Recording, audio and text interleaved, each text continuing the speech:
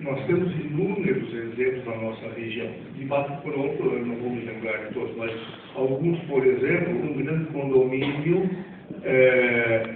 que já está estabelecido tem alguns anos, aqui na Praia do Rincão, certo? Um belíssimo projeto que conserva todo o meio ambiente, no entanto, em função de algumas plantas, está aí impactado todo o projeto. Tá? Eu acabei de citar aqui a BR-285, que as máquinas estão há meses paradas, máquinas novas, financiadas, estão há meses paradas lá em Timbersul, e não se consegue a liberação. Não sei se conseguiu agora, se fizer isso, me fala fora. Tá? Então, o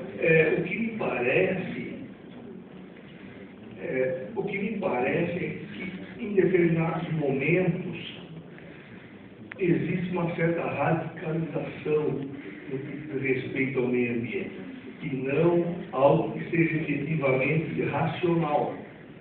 Tá certo?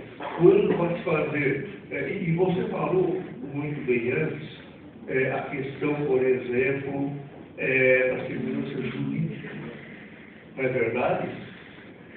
Se eu for fazer uma obra, a minha primeira preocupação vai ser com o meio ambiente.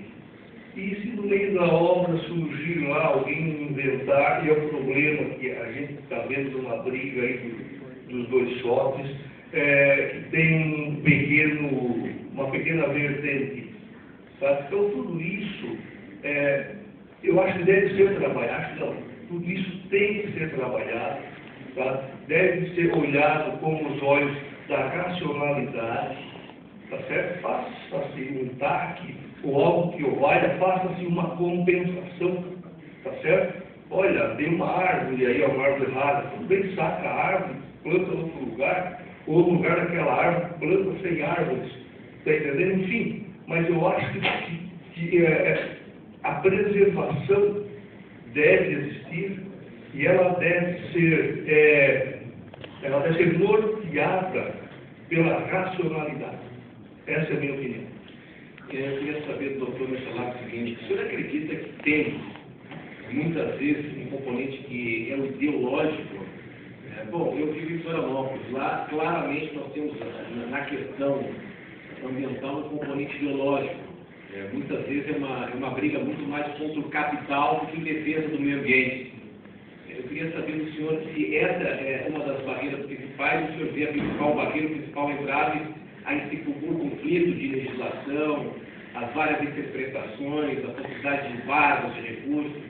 Esse conflito que o nosso presidente aqui citou, ele vem trabalhando dentro de uma ótica ideológica, que sempre se fala, quando fala no meio, fala, em primeiro lugar, é o coletivo acima do particular. Só que o particular também vem gerando esse desenvolvimento e fica prejudicado. O próprio condomínio que o César colocou, nós tivemos vários entraves, eu participei desse procedimento, de até estudos sobre lagartinha da praia, que foi feito, contratado o presidente da Sociedade Brasileira de Etologia para tratar desse assunto, fazer um estudo. E por fim, o processo acabou sendo embargado desde 2007, está tentando se resolver. Então, realmente, ele é ideológico. A briga do shopping que nós tivemos aqui, 2 shoppings tentando se instalar, se usa o meio ambiente como uma forma de atravancar o sistema. Não é a legislação específica.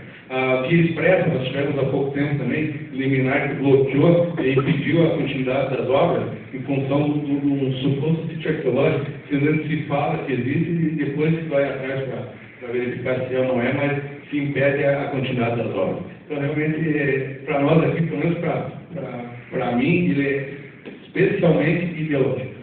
Vereadora, e aqui no município, como está essa questão? Há projetos nesse sentido, mais restritivos? Como é que está esse debate, se é que há esse debate no Legislativo Municipal? Nós abordamos muitas vezes até questões pontuais, né?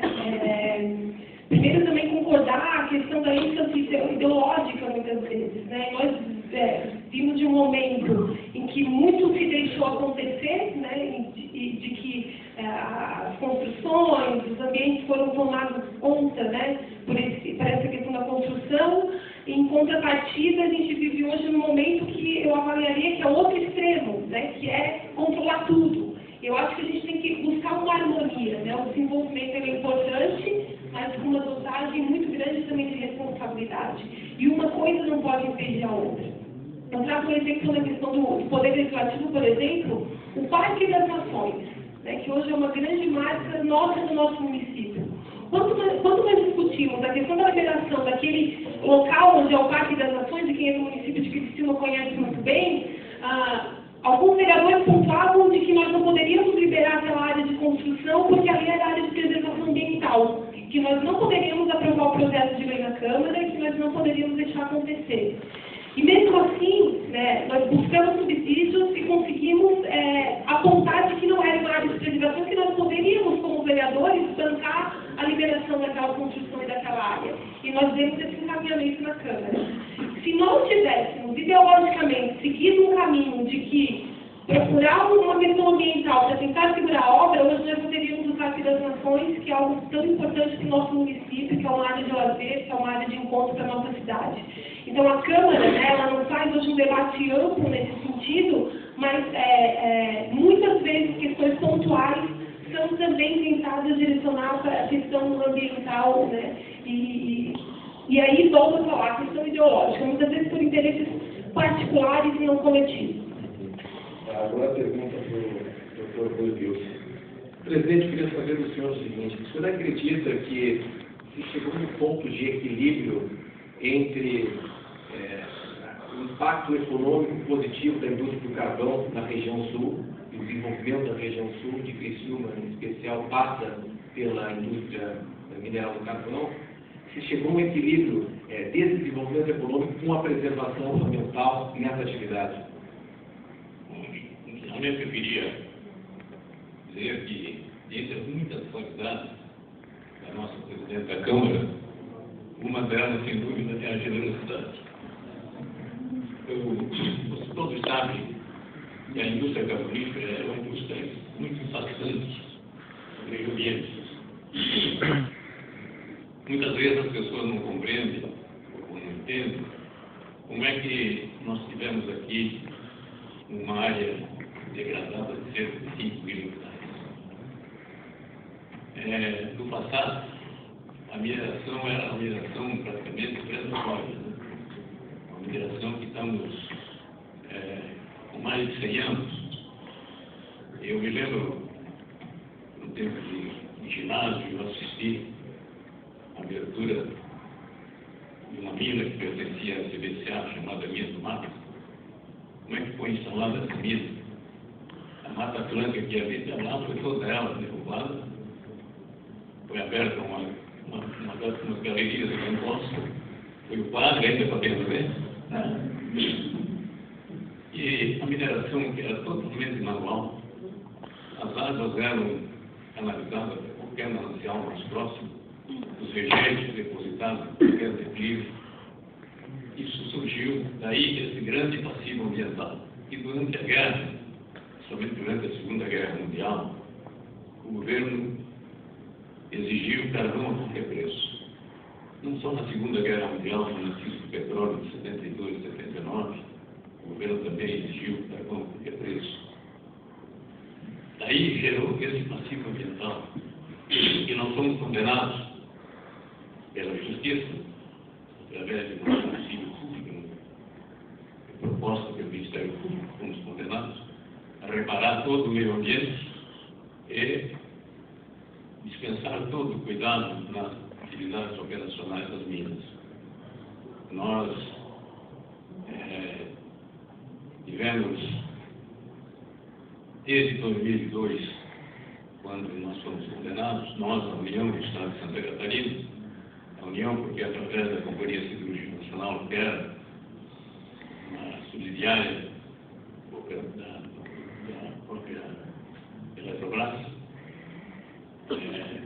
Petrobras, nós fomos condenados e assinamos uns projetos chamados PRAS, Projeto de Recuperação das Áreas Degradadas, com relação às áreas degradadas, e com relação às atividades operacionais, foram assinados com todas as minas em atividade. Temos hoje a certificação da ISO 14.000, todas as minas, setor de recuperação ambiental, nós empresas já investiram mais de 100 milhões de reais, recuperando aí cerca de 1.000 e poucos hectares.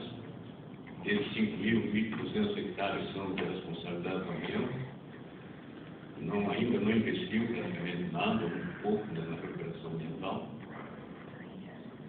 E realmente, hoje, para você abrir uma mina, as coisas são muito complicadas, né? Você abrir uma demora 2, 3, 4 anos, né? Muitas vezes os assuntos são levados mais para o lado da emoção do que da razão. Isso causa muito prejuízo às empresas e tem uma responsabilidade contratual estabelecida pela ANEEL com a Bela Energia na geração da energia complementada através do Sistema Integrado Nacional, através do fornecimento de carvão para o complexo industrial e a Vila Serra em Itapeori. Então, nós temos dificuldade de atender as necessidades da Bela Energia, que nos pedem, através da ANEEL e do Ministério de Minas e Energia, uma compra adicional. Nós temos que procurar produzir cada vez mais para poder atender as necessidades. E somos, às vezes, dificultados, né, por essa atividade, muitas vezes, que são mais movidas pela emoção. É lógico que temos que ter essa preocupação com o meio ambiente, que deve ser um compromisso de todos, né? Mas eu sigo um passo assim também, que é muito uma coisa de saúde técnica. Para conseguir a licença ambiental prévia, é indispensável você participar do leilão por 10 anos. É uma coisa que não se justifica, né? Isso aí teria que ser. Hoje o governo precisa de energia, não tem energia, né? As distribuidoras estão indo para o mercado de spot, comprando energia a 800 reais o megawatt, que torna a competitividade das nossas indústrias praticamente inviável, né? Então, é um assunto que palpitante no setor de mineração. A nossa mineração é muito pequena em relação às atividades minerárias do mundo inteiro. Para ter uma ideia, o que nós produzimos um ano de carvão, a China produz em 3 dias. Então, quer dizer que não devemos nos preocupar com o meio ambiente, nos preocupamos muito. Então, tem que ter exemplo da cidade que é uma coisa realmente muito marcante. Nós também trabalhamos, temos que ganhar logo, estamos ganhando, agora podemos, né?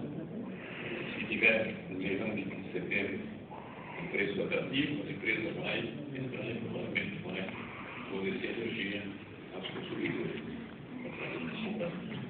Se encontrasse de longo prazo, né, que é uma venda de energia em qualquer cidade do país, né, principalmente no Sudeste, no Sul, pequenas interligadas no Sistema Nacional de Geração e Distribuição de Energia. Então, se vê esse também tem um exemplo marcante, né? E nós continuamos aí com dificuldades de aprovação do ERU, por admitir que já exposto, né? As empresas continuam, né, cumprindo a legislação ambiental, com dificuldade, porque isso custa muito dinheiro, um hectare para poder recuperar, 150 mil reais. E eles só consideraram realmente deixando de ser bastante, né? Depois de 5 anos, ainda você precisa depois da aprovação da parte que ele foi monitorado e está aprovado e pode ser utilizado para outras finalidades. É uma situação bastante complexa no setor petrolífero. De maneira, é um assunto que deva ser tratado com objetividade. Agora, interessante, né? A manifestação do senhor, do ponto de vista histórico, e como esse conceito, né, de sustentabilidade é algo relativamente recente, né? Porque o exemplo que o senhor deu que não se tinha no passado, né, cuidado, os dejetos no primeiro manual e tal, inclusive quadro foi lá bem e tal, era outro conceito, né? Hoje a legislação muito mais rigorosa, enfim, traz essas mudanças todas. Eu trabalhei na mineração foi no tempo de Império, não, foi em 1950. Mineração é exploração. A chamada raça, que era uma nova taxa livre, para você poder fazer a floração, colocar lá um dinamite para explodir, aquela raça era feita de picareta manual. O furo era feito com braço. Um botava o braço nas costas e o outro acertava o braço para botar o furo lá, o dinamite lá dentro daquele furo. Entendeu? O escoramento é todo de madeira, tanto o prumo como as barras de madeira. Os trilhos na frente da barra de madeira, tudo era manual. Hoje, o mineiro é um profissional altamente especializado, opera máquina com comando remoto. O senhor tem uma ideia, nós temos 28 mineiros que são universitários, de engenharia na nossa faculdade, engenharia elétrica e engenharia mecânica, no mineiro. Ele opera equipamentos sofisticados. Hoje não existe mais escoramento com madeira, tudo nós uso no teto, em máquinas especializadas para colocar para tudo lá de 1,60 m, 1,70 m, no fundo, né? Cada avançamento você, cerca de 20 metros, você coloca 15, 20 parafusos. Então, tudo isso modificou. Naquela época não havia nenhuma preocupação com o meio ambiente. Tudo era improvisado, era um garimpo. Era um bairro para minha pessoal, todos nós, inclusive. Agora, eu queria voltar a uma questão, que é o seguinte. O senhor percebe hoje, e a pergunta do Dr. Michalak, há conflito entre o Código Ambiental Catarinense e a legislação federal? E qual é o tamanho desse problema? Para você ter uma ideia, Renato, nós temos hoje, em Criciúma especificamente, nós temos o Código Federal, o Estadual e também a nossa legislação municipal com relação ao recuo do rio. Então nós temos um problema no rio Criciúma, que corta a cidade, e não se sabe se o recuo hoje, qualquer obra que vai se fazer, nós temos 5 metros, 15 metros ou 30 metros. Então, só com esse exemplo, já verifica a dificuldade que nós temos de legislações quais se aplicam em cada situação. Então, realmente, o estadual rege uma forma, o federal rege outra forma, nós temos o municipal. A procuradora está abanando com a cabeça e realmente é isso. Hoje nós temos uma insegurança em qualquer empreendimento que vai se fazer em Criciúma e afasta as pessoas, porque não se sabe. Então, aí você vai ao Ministério Público, que também não sou legislador, você faz, você fazendo também complica. E isso traz o quê? Uma insegurança total dentro das legislações. Então, não, realmente é bem complicado, porque nós que operamos com direito, não temos como passar qualquer segurança para nossos clientes, porque não tem como você chegar a fazer uma obra, especialmente no caso de Criciúma. O recuo qual vai ser, né, presidente? Vai ser 5 metros, vai ser 15 metros, vai ser 30 metros. Então, a gente enfrenta essa situação direta. Agora, diretora, de que forma o legislador pode ajudar para minimizar esse tipo de conflito? Na verdade, o debate ele tem que acontecer, né? E a Câmara, o Poder Legislativo, ele também tem justamente essa função de mediar o debate, claro, né? No fim disso tudo, do debate, oficializar através da lei, junto com o Poder Executivo Municipal. Isso que o Michalak coloca, assim, com muita propriedade, porque nós também temos essa realidade do Rio Criciúma, por exemplo, né? E nesse meio termo, nós temos aí pessoas que compraram o terreno que antes era 5 metros, depois agora não pode mais ter, e aí isso cria uma grande insegurança, né? Então, a Câmara de Criciúma, ela justamente vem como parceira do debate, né? E aí, volto a falar, né, que a Câmara ela tem que se colocar de uma forma também não tanto ideológica, porque quando se discute, né, o papel do legislativo, nós também temos aí a questão do ingrediente também político, que nós temos que fazer uma construção também, isso é um pouco histórico, de desconstruir de que, apesar de nós termos também uma casa política, mas nós temos que estar voltados para o interesse da coletividade e de todos. Então, acho acho que a Câmara ela vem com esse papel também de mediar o debate, né, junto com a sociedade, sentir o anseio da sociedade, da comunidade. Agora, César, é o seguinte, hoje, junto com a questão ambiental, um entrave também para o desenvolvimento econômico, nós temos a burocracia para você conseguir todos os licenciamentos. O senhor está mencionando agora aí dos Estados Unidos. Eu me lembro que eu conversei um tempo atrás com um empresário, talvez o senhor conhece, César Wolfen, lá de Florianópolis, da Industrial também. E ele esteve nos Estados Unidos numa missão empresarial e me disse o seguinte: Renato, foi para Miami também. Nós fomos recebidos lá pela Câmara, de Indústria, Comércio, Miami. E ele me disse assim: Renato, nos receberam no tapete vermelho e a oferta para eles é o seguinte: eles dizem para quem quer investir aqui, não, vocês só se preocupem com o negócio, vocês, a questão da burocracia a gente resolve para vocês, é só instalar aqui a indústria. A única exigência do governo dos Estados Unidos, lá em Orlando, é que o maquinário tem que ser norte-americano. O resto, 10 anos de subsídio no imóvel, burocracia toda resolvida por parte dele. Agora, na questão ambiental aqui, a burocracia é caindo aqui, é caindo ali, e para jogar limpo também o que acontece é pedágio de tudo quanto é lado, essa que é a realidade também. É um negócio muito sério. Na verdade, ali empreendedor, ali de empreendedorismo, o Brasil é um país extremamente difícil. Né? O empresário brasileiro, além de herói, ele é teimoso.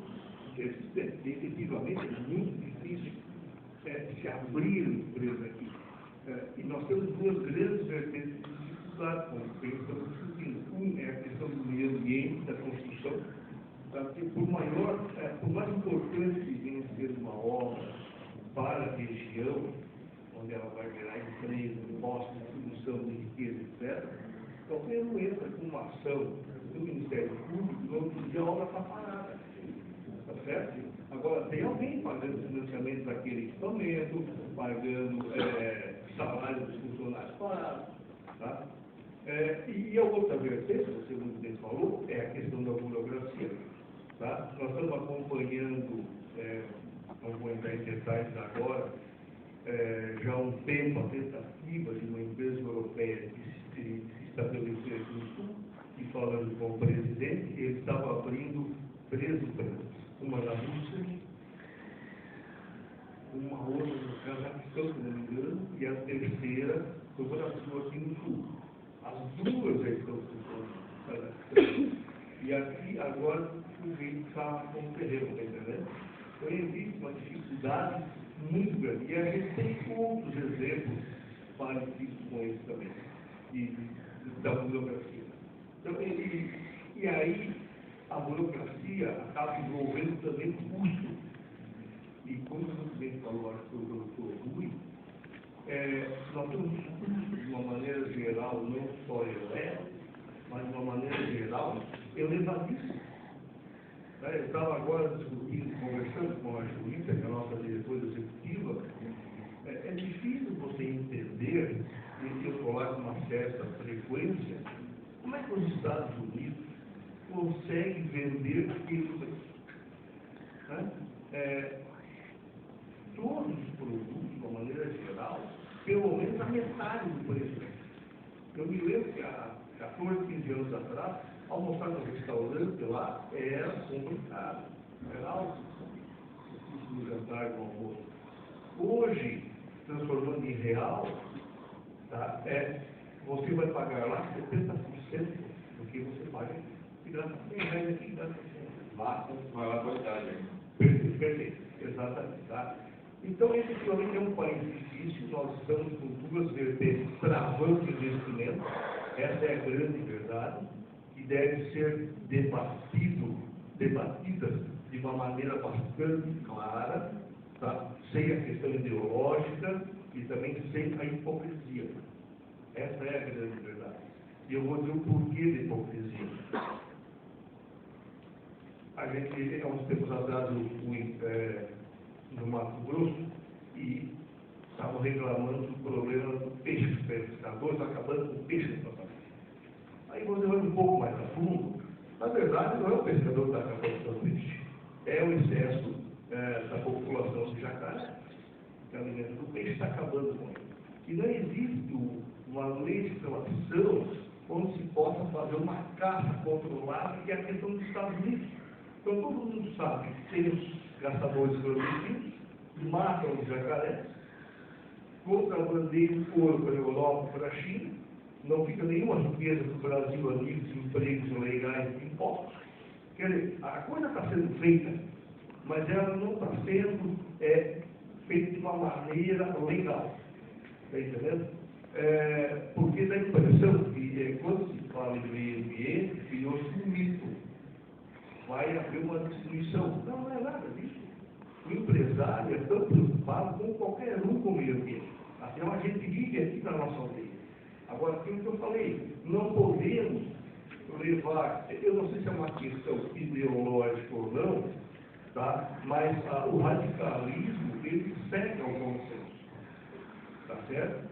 Então, por isso eu volto a repetir, quase diz um chavão, temos que discutir isso a fundo, com os olhos da racionalidade, e a questão burocrática, efetivamente, é uma outra vertente que impacta, não só na memória, como no custo da implantação de uma empresa no nosso país. O Brasil é caro e é difícil, né? É isso, né? Esse é o impedimento do empresário lá fora. O Brasil é caro e é difícil. Agora, o impedimento do judiciário. Normalmente, o judiciário, eu queria saber a opinião do senhor, ele tem deliberado, tem decidido mais de forma a atender o critério da precaução. Qual é o entendimento do senhor nessas questões ambientais? Se me permite, que eu vou transferir essa resposta para o doutor Fernando Bonjora, que atua muito no meio ambiente aqui na nossa região, e ele está mais informado do que eu, apenas um processo. Se me permite. Claro, tá. Obrigado pela atenção. Bem, boa tarde a todos, comentando a mesa, comentando o nosso convidado. E, sendo objetivo e direta resposta, o muito bem lembrado o princípio da prevenção e da precaução. Não vou entrar em detalhes sobre a diferença entre os dois princípios. São muito semelhantes, mas principalmente disso nós temos diferenças entre os dois. E veja bem o que eu posso. Há um entendimento de que, havendo uma dúvida, uma possibilidade, por mais remota que seja, de causar um dano ao meio ambiente, isso serve como fundamento para que se suspenda a atividade até que se faça uma análise se realmente vai causar esse impacto ou não vai. Então, o princípio, além de ser um princípio muito glorioso, eu acredito que ele vem sendo utilizado de forma desvirtuada. De forma desvirtuada, quando não se há um fundamento técnico, científico, ou muitas vezes até mesmo jurídico, para se questionar a viabilidade ou não de uma obra, todos recorrem ao princípio da prevenção e da precaução. É simples hoje recorrer ao princípio da prevenção e da precaução. E, aproveitando um pouco a fala, se me permite, o nosso presidente César, ele citou os exemplos dos Estados Unidos, de locais mais desenvolvidos. E a nossa legislação ambiental, a legislação brasileira, ela é, por muitos, até considerada uma das mais modernas do mundo. Na palavra do nosso presidente, ele citou o artigo 225 da Constituição, que fala: todos têm direito ao meio ambiente ecologicamente equilibrado. Nosso consulente de 88 foi muito feliz nesse termo. Equilibrado. Isso poderia pautar a solução de vários problemas, para os presentes e futuras gerações. Então, nesse caminho, eu acredito e muita gente falta o trabalho. Nós temos que atingir um equilíbrio, e esse equilíbrio é fundamental para a ideia de sustentabilidade, que é o próprio tema do nosso debate aqui hoje. A sustentabilidade, ela caminha de forma paralela ao desenvolvimento econômico sustentável. Isso é pauta de debate frequente nas reuniões da ONU. Inclusive, quando se fala nos eventos mundiais, como tivemos no Rio de Janeiro, mais recentemente, não recordo agora exatamente o local, novamente foi debatido, aprofundado essa questão da sustentabilidade. Então, acredito que isso contribui um pouco para a pergunta. Agradeço. Agora, tem uma questão ainda nesse tema, que o empresário, os senhores podem falar muito melhor do que eu, o empresário, quando ele pensa em empreendimento, ele faz o plano de negócios, quanto que ele vai investir, qual é o planejamento, quando ele vai ter em quanto tempo e tal. E se ele inicia o empreendimento, isso acontece muito, ele inicia o empreendimento ao embargo da obra, do empreendimento, atendendo ao critério da precaução, e aí a determinação legal, denúncia, solicitação do Ministério Público, sendo atendido pelo Judiciário, de novos estudos complementares, enfim, isso aí tudo vai aumentando o tamanho do custo e dificultando a operação do negócio, não é isso? E aí vai perdendo competitividade nesse sentido.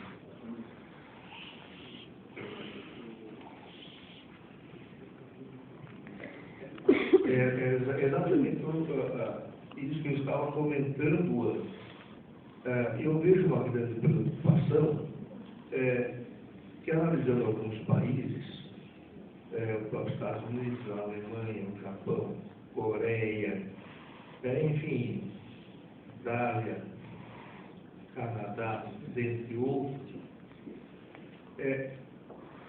eles estão com uma velocidade muito acima da nossa, certo? E não é só isso, não é só a velocidade mais alta, eles estão conseguindo acelerar mais rápido que nós, porque tecnologia gera tecnologia. Quanto mais tecnologia você obtém, maior a velocidade para conseguir a próxima tecnologia. Tá? Todos nós queremos conforto, e o que é natural, é claro. Então, conforto através de um bom smartphone, de uma boa internet, de uma qualidade na nossa energia elétrica, ar-condicionado e assim sucessivamente, boas televisões, tudo isso, né, doutor Rui, demanda energia elétrica. Agora, energia elétrica, ela até está caindo do céu ultimamente, né?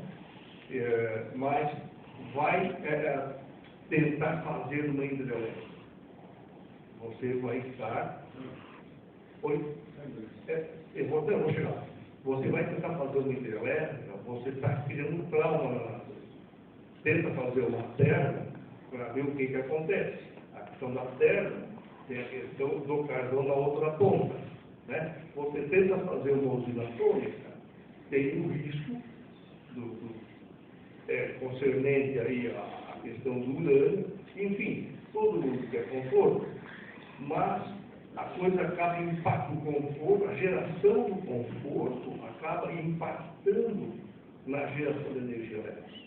Por isso que eu digo, efetivamente, é algo que deve ser debatido, tá? De tal sorte que possamos ter como exemplo outras sociedades mais avançadas, tá? Do que a nossa, do ponto de vista de educação, e talvez trilhar no mesmo caminho. Essa opinião. E presidente, nós temos uma engrenagem que acaba não fechando, não funcionando com harmonia, porque de um lado nós temos a demanda por infraestrutura cada vez maior, a demanda por parte da sociedade, que paga imposto, que é um retorno de serviços, e esses serviços pelo poder público não são de qualidade na média, e a coisa não anda do ponto de vista de infraestrutura. Nós temos, vocês têm aqui muitos casos para serem relatados. Nós temos um caso lá que é uma aberração. Eu me lembro que o presidente Lula, ex-presidente Lula, como esteve lá em Florianópolis, uma das últimas vezes ainda, quando estava no exercício do cargo, ele não acreditava que o acesso do aeroporto não estava pronto ainda. Ele disse, eu era sindicalista, eu passava férias aqui em Ponta das Ganas, e vocês estavam discutindo o aeroporto, eu sou presidente e ainda não fizeram acesso para o aeroporto, e não está pronto até hoje. Sabe qual é a explicação para isso? É um negócio inacreditável. Vocês conhecem ali o acesso para o aeroporto de Florianópolis, e nós temos ali as pedras, né, antes de passar o asfalto, fazer a terraplanagem, enfim, o adensamento está sendo natural, por efeito gravitacional. Sabe por que isso? Porque o Ministério Público, para autorizar a obra, para admitir que a obra andasse, ele impôs a seguinte condição: não pode entrar máquina para bater nas pedras, porque pode ter algum vazamento de óleo, 1 litro de óleo, e aí vai poluir o mangue. Então, o adensamento ele está acontecendo gravitacional. Um negócio inacreditável isso, né? Quer dizer, não havia estrutura física para uma equipe acompanhando uma máquina, no caso do vazamento, chegar e controlar e isolar a área. A gente precisa esperar 1 ano, o adensamento natural, efeito gravitacional das pedras, a máquina não pode chegar lá e bater para tocar aquela obra, não. Tanto é que o governo estadual foi obrigado a se explicar através de uma placa, doutor Moura, porque a sociedade estava cobrando quando a obra está parada. E o governo se deu conta do seguinte: a gente precisa explicar para a sociedade que a obra não está parada por culpa nossa. Que a gente está atendendo uma determinação judicial, o efeito gravitacional das pernas para a coisa funcionar. É isso. Um outro caso parecido também, alguns anos atrás, ainda quando o Ike Batista não era um páreo no mercado econômico, que estava com fortes interesses em fazer o porto de Iguaçu, para fornecimento de plataformas de petróleo, enfim. Houve uma discussão tremenda, porque o Batistaca, eu na época até fiz um artigo, o Batistaca ia prejudicar o movimento da baleia branca. E alguém perguntou para a baleia se efetivamente o barulho do passeio ia atrapalhar o presidente, não precisa ir muito longe, aqui do lado, em Ibituba, movimento agora na baixa temporada, o turismo de observação de baleias está proibido hoje. Agora a informação científica, ela é absurda, né? Porque foi proibida porque passou para a baleia.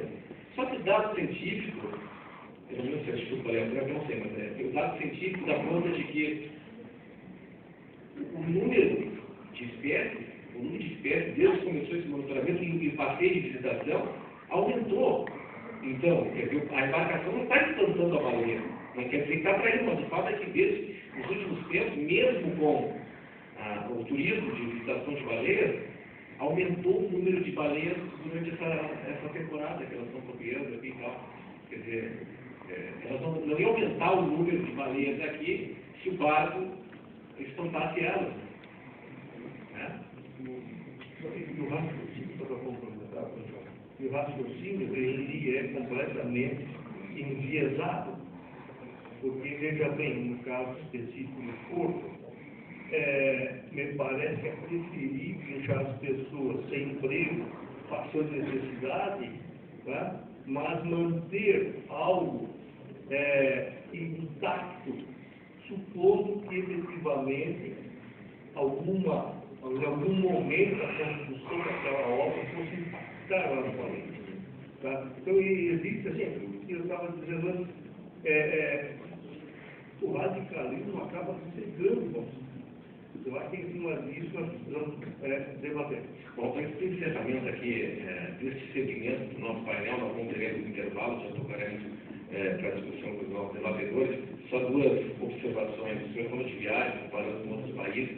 Eu tive a oportunidade e a sorte de fazer várias viagens internacionais pelo Grupo EPS, acompanhando missões governamentais.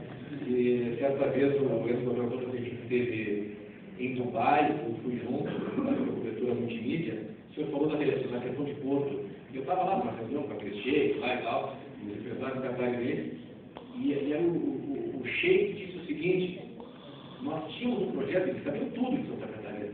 Os caras se preparam, né, para receber as autoridades. Nós tínhamos um projeto para investir no Porto de São Francisco do Sul. Disse o sheik, mas ele disse o seguinte: não, mas eu fui obrigado a desistir porque eu não conseguia realizar o projeto. Então nós transferimos investimento para o Peru. Perdemos recursos, né? Agradecemos a presença das autoridades que formaram a mesa nesse segmento inicial aqui do nosso painel. Convido ao senhor e a senhora também para ocuparem os primeiros lugares na plateia, para que possamos dar sequência.